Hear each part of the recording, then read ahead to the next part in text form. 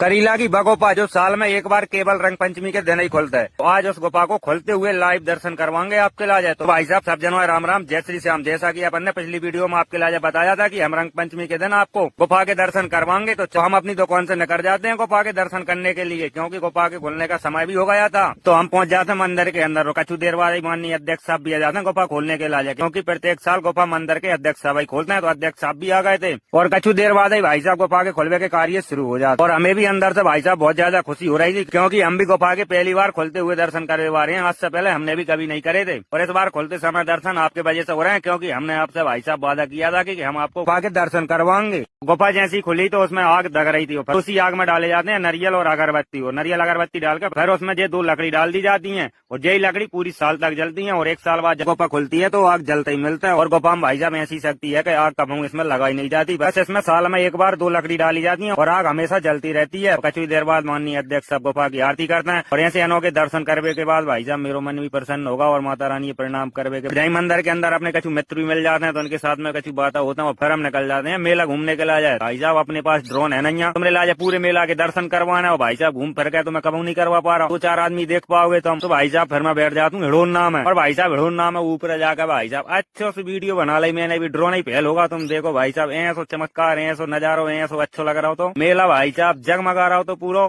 तो फिर आज के ब्लॉग को करते हैं यहीं पर समाप्त, मिलते हैं अगले ब्लॉग में, तब तक के लिए